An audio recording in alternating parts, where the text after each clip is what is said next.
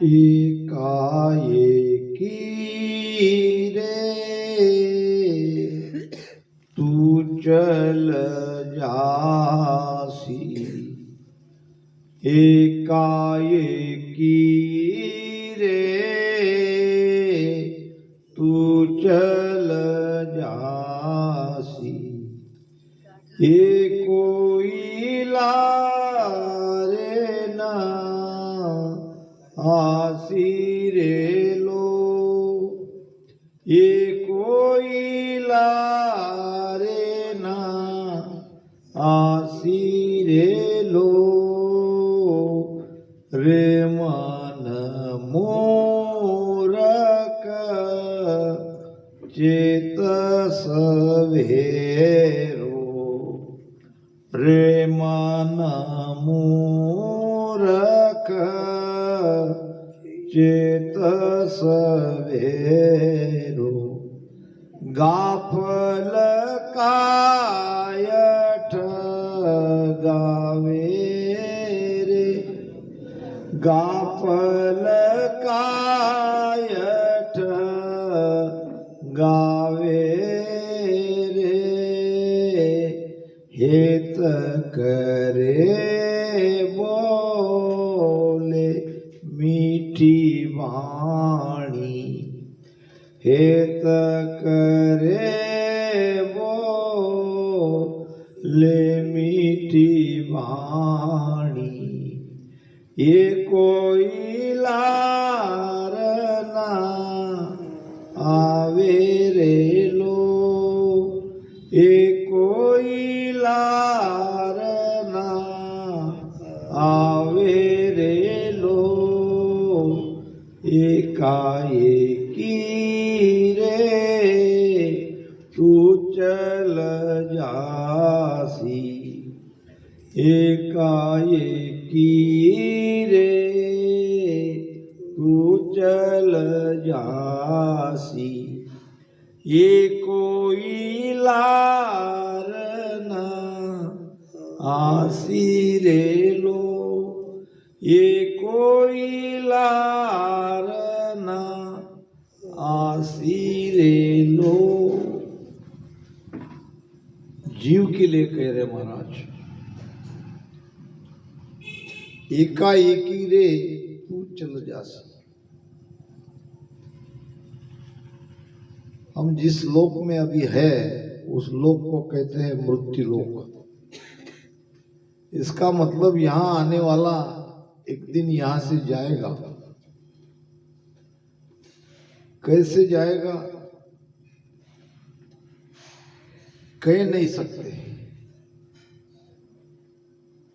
कोई बीमार होके जा सकता है, कोई एक्सीडेंटली जा सकता है, कोई कैसे जाएगा कोई कैसे जाएगा, मगर जाना निश्चित है। आए हैं सो जाएंगे राजा रंक फकीर। यहां आने वाला हर, चाहे वो राजा हो, चाहे रंक हो, चाहे फकीर हो, चाहे बूढ़ा हो, चाहे जवान हो, चाहे बालक हो, सब जाएंगे एकाएकी। पता नहीं चलेगा। और हम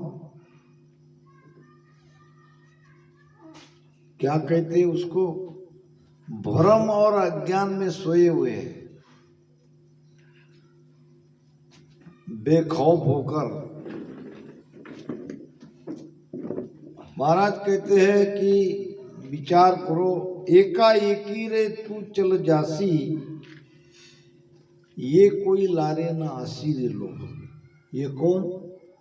हमारा परिवार, कुटुंब, जिसके मोह में हम भक्ति नहीं करते हैं, जिसके लिए हम जीते हैं, सब कुछ करते हैं, वो एक भी हमारे साथ नहीं आएगा। अकेले को जाना पड़ेगा। अकेले आए थे, जाएंगे भी अकेले। ये कोई लारे ना आसीरे लोग, कोई हमारे साथ नहीं आएगा। सुन मन समझर रे मन मूर्ख चेत सवेरो, हे मन, तू क्यों मूर्ख बना है, तू क्यों अज्ञानी, जाग नहीं रहा है, चेत नहीं रहा है, तू क्यों नहीं समझ रहा है इस बात को। रे मन मूर्ख चेत सवेरो, गाफल काय ठगावे रे। किसको ठगा रहा है भाई तू गाफल बनके? तू स्वयं ठग रहा है, तू अपने आप को ठगा रहा है, तू इसके बारे में सोच नहीं रहा है। दुनिया की सबसे ताकतवर वस्तु कौन सी है? दुनिया की सबसे ताकतवर वस्तु है लोहा, है ना? हम कहते हैं ना, लोहा लोहे को काटता है। यानी लोहे से शक्तिशाली कोई वस्तु संसार में नहीं है। मानते कि नहीं इस बात को?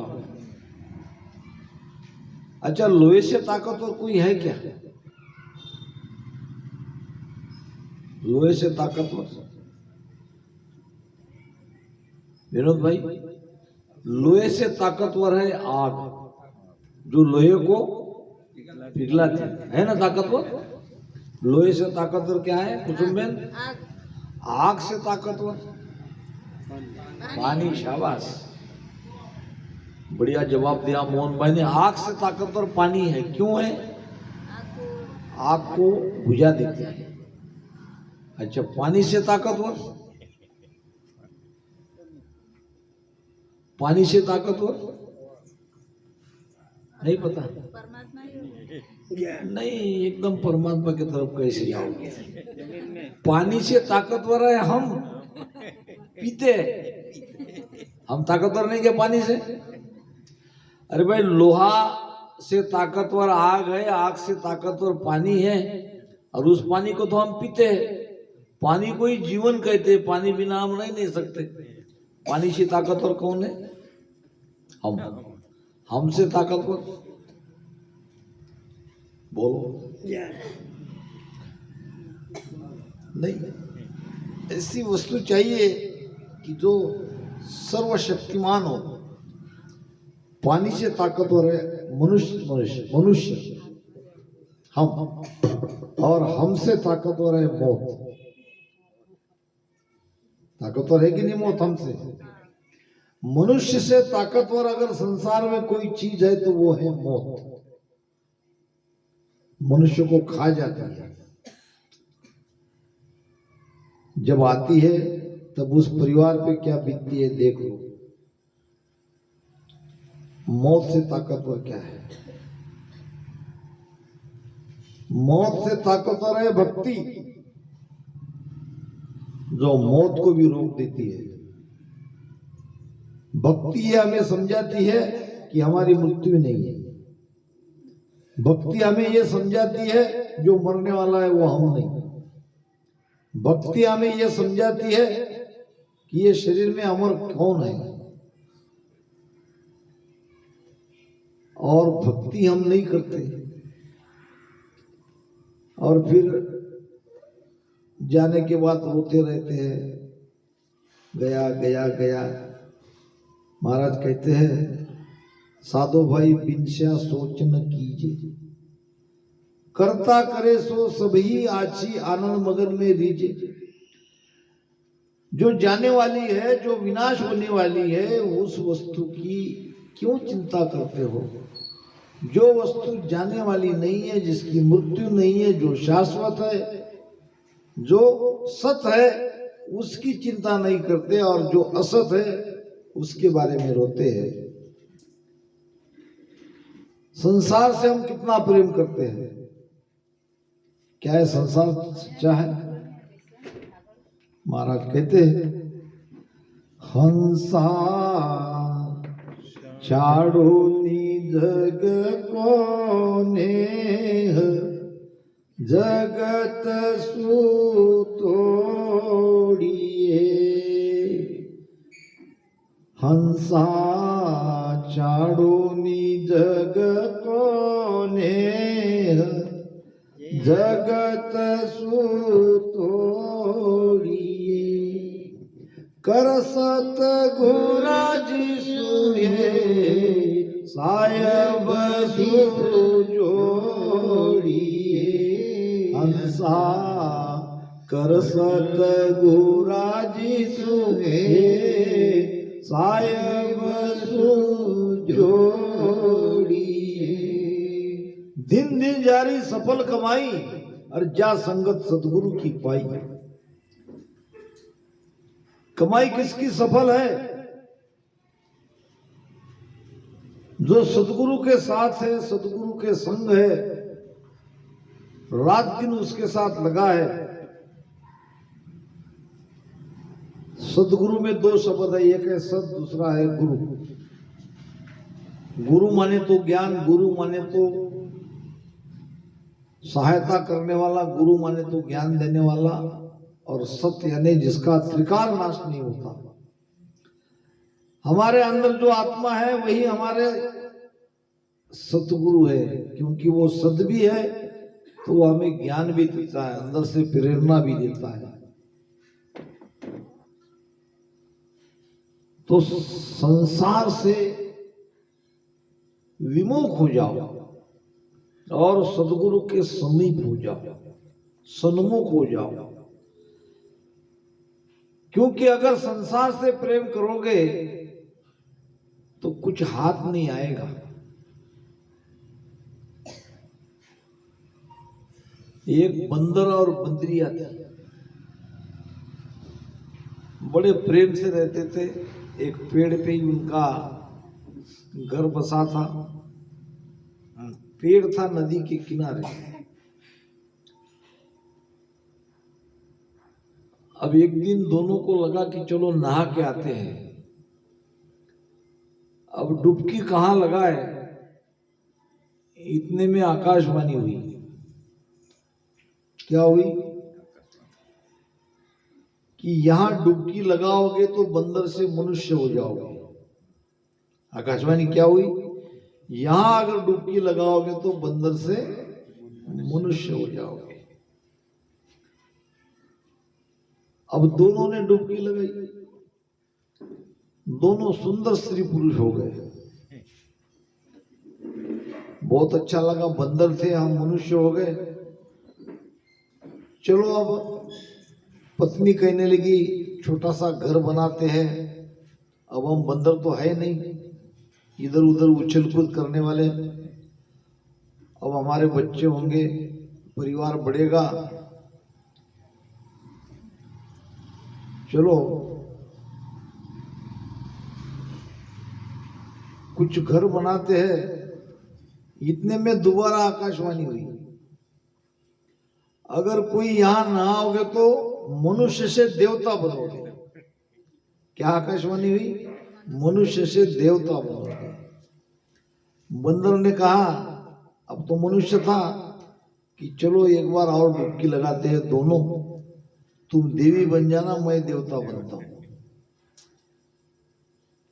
उस स्त्री ने कहा, अब क्यों, अब हम मनुष्य बने हैं, मनुष्य बहुत बढ़िया है, देवता बन के क्या करते हो?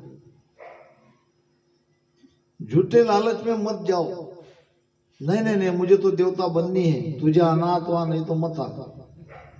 मैं तुम्हें फिर प्रार्थना करती हूँ। पत्नी ने कहा कि हम दोनों अभी संतोष से साथ रहेंगे, बहुत अच्छा मौका हमें मिला है।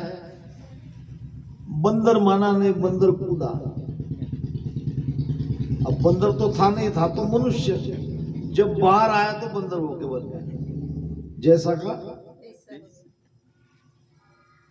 अब वो बंदर बन गया। अब कोई सूझ नहीं रहा है, अब क्या करे क्या नहीं। पत्नी की तरफ देखता, कभी अपने तरफ देखता। अब पत्नी भी परेशान, वो भी परेशान। अब बंदर के साथ कैसे रहेगी कोई सुंदर स्त्री? देखा आपने, मैंने तो तुम्हें कहा था कि दोबारा तुम डुबकी मत लगाओ, एक बार हम बंदर से मनुष्य बन गए, ये भी तो काफी था।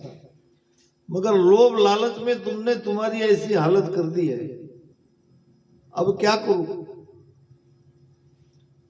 अब वो बंदर वहां बैठा बैठा रोने लगा। एक आदमी आया, सुंदर स्त्री को देख के लेके गया। बंदर कुछ नहीं कर सका। ऐसे ही हमारी अमूल्य चीज है हमारा प्राण, जो एकाएक यहां से निकल जाएगा, पता नहीं चलेगा, कुछ भी हमारे साथ नहीं आएगा। इसलिए सोचो, मृत्यु को जीतो, मृत्यु को सुलभ करो। मृत्यु हमारी नहीं है।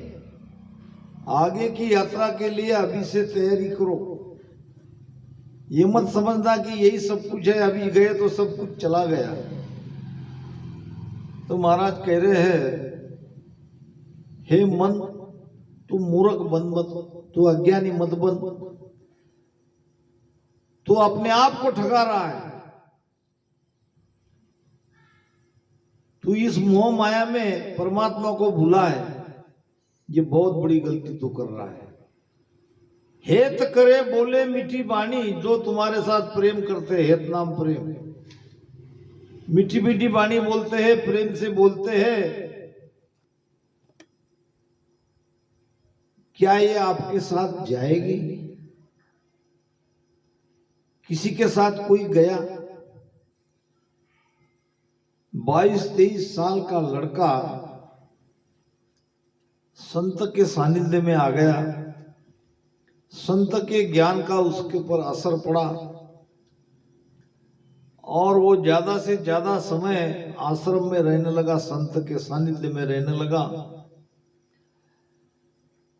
माता पिता की अकेली संतान थी, एक ही बेटा था।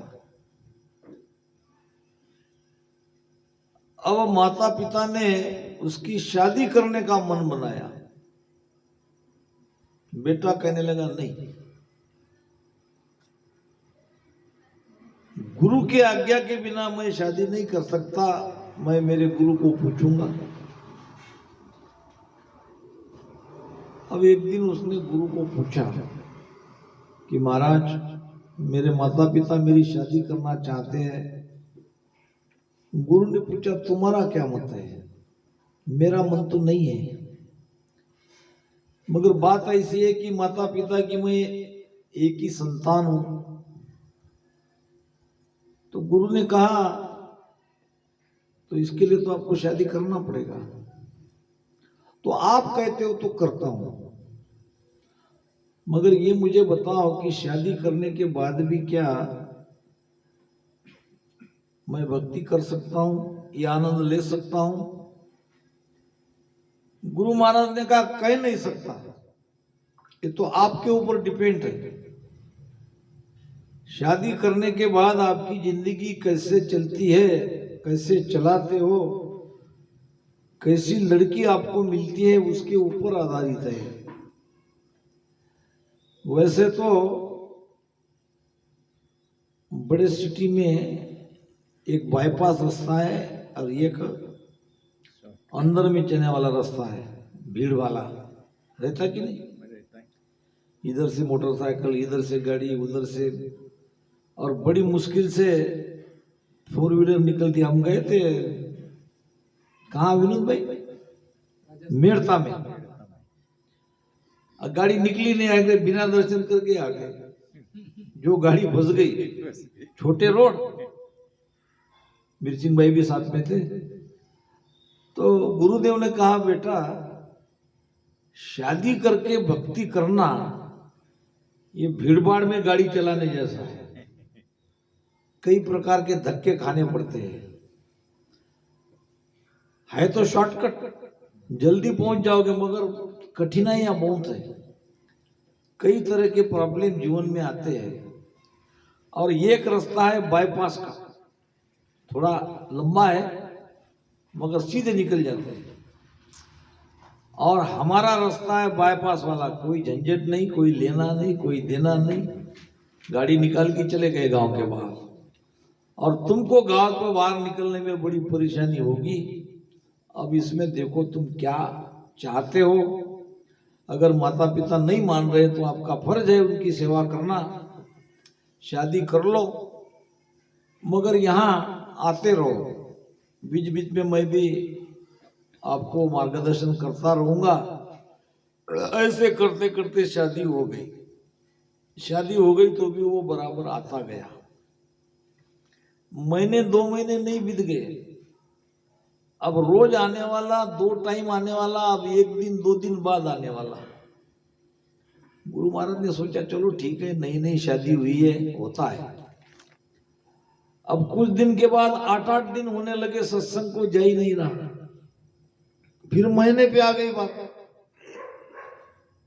और धीरे धीरे महीने से 6 महीने तक आ गई, 6 महीने से 1 साल तक आ गई।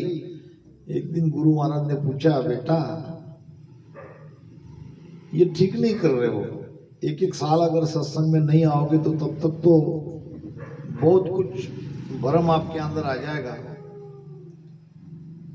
नहीं गुरुजी, मैं क्या करूं, आपने मुझे शादी करने के लिए आज्ञा दी, इसलिए मैंने शादी की। हाँ, आज्ञा मैंने जरूर दी, मगर मैंने ये थोड़ी कहा कि आप 1-1 साल इधर आओ ही मत, ये गलती कर रहे हो। उसने कहा क्या करूं, मेरी पत्नी इतना प्रेम करती है, ये तो मैं आता हूं, इतना सब कुछ करने के बाद भी, ये बहुत बड़ी बात है। गुरु ने कहा रहने दे, रहने दे, संसार में कोई किसी से प्रेम करता ही नहीं है, सारा प्रेम झूठा है। नहीं गुरुदेव, मेरी पत्नी अलग है, उसका प्रेम अलग है। मेरे माता पिता भी बहुत प्रेम करते हैं, पत्नी बहुत प्रेम करती है, और इनमें से समय निकाल के यहां तक आना ये बड़ी कठिन बात है। गुरु ने कहा देखो बेटा, आज तक मैंने तुम्हें कुछ नहीं कहा, अब तुम्हारे ऊपर तुम्हारे माता पिता पत्नी प्रेम करती है, बड़ी अच्छी बात है, मगर समझदार आदमी उसे कहते हैं कि जो जांच ले, जो वो प्रेम करते हैं वो सचमुच कर रहे कि नहीं कर रहे। तो मेरी एक इच्छा है कि तुम जांच लो उनको, अगर तुम्हारे परीक्षा में वो पास हो गए तो तुम यहाँ कभी मत आना, अपने प्रपंच में ही रहना, कोई बात नहीं, मैं कुछ नहीं कहूंगा। तो कैसे जाके, तो मैंने तुम्हें श्वासा को रोकने की क्रिया बताई थी, क्या तुम्हें याद है? उसने कहा हाँ गुरुदेव याद है। श्वासा को रोक के मैं कई मिनट तक मृत्यु जैसा एकदम निर्जीव शरीर बना लेता हूं। तो जाओ, कल सुबह ये प्रयोग करके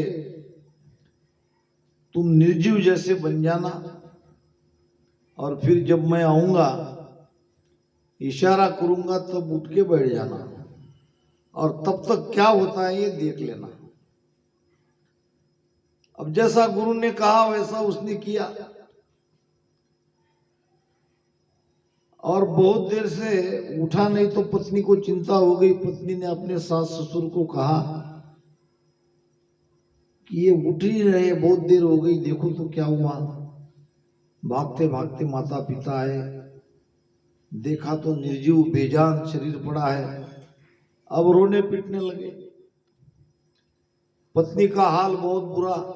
उधर माता जी, माता तो माता ही है, जीवे जब तक माता रोवे, बहन रोवे 10 मासा, और 13 दिन तक तिरिया रोवे, फिर करे घर वासा, मन भुला भुला फिरे, जगत में कैसा नाता है। अब इनका रोना पीटना सुन के गांव वाले आ गए, इधर उधर के सब आ गए, सब उनको हिम्मत देने लगे, सांत्वना देने लगे। अब अकेला जवान बेटा जिसकी शादी अभी 6 महीने पहले हुई है, वो अगर चला जाए तो कौन अपने आप को रोक सकेगा। अब इधर लोग तैयारी करने लगे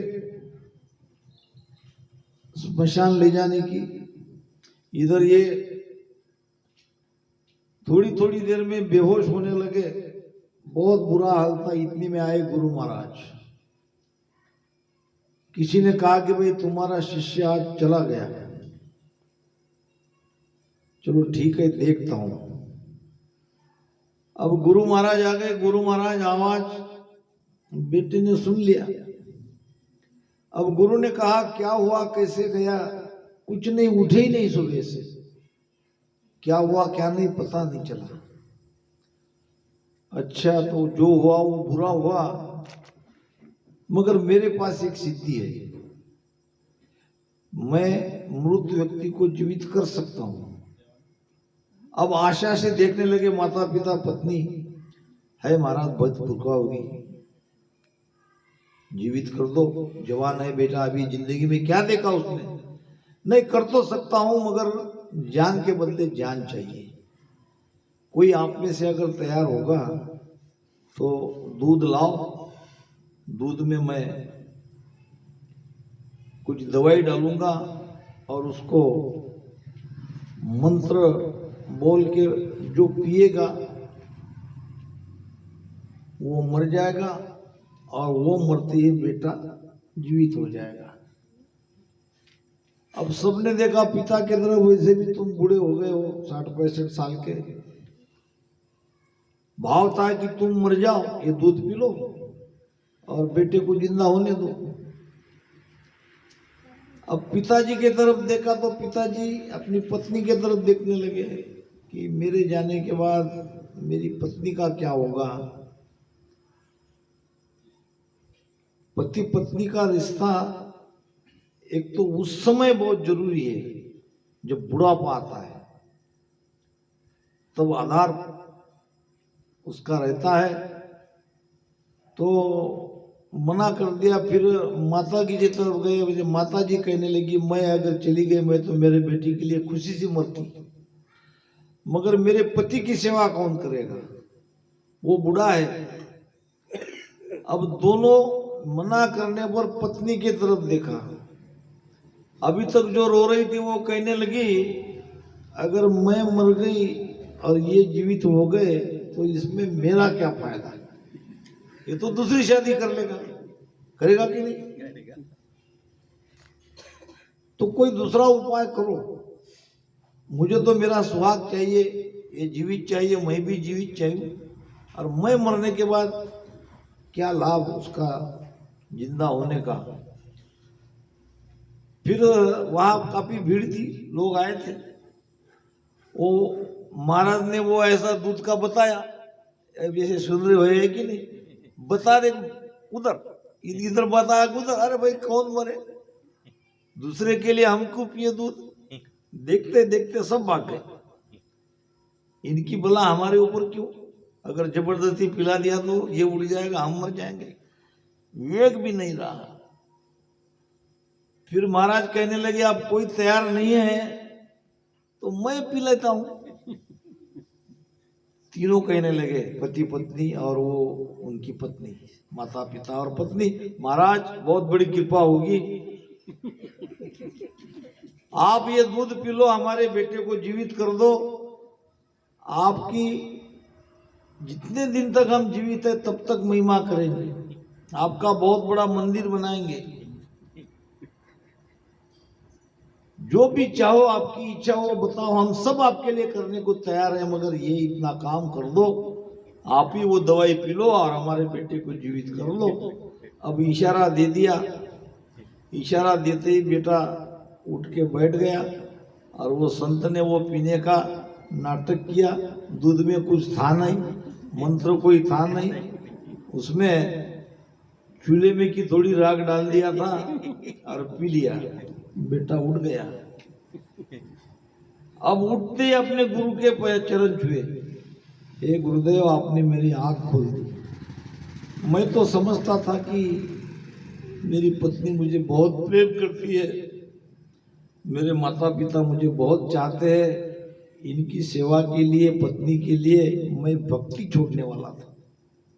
आपने मेरी आंखें खोल दी। महाराज कहते हैं हेत करे बोले मीठी बाणी, ये कोई लारन आवे नहीं, कोई हमारे साथ नहीं आता, कोई किसी का नहीं है हकीकत में। अब जो भी है ये तो एक कर्म का लेना देना है, इसलिए हम परिवार में आते हैं, लेना देना मिटने के बाद हम चले जाते हैं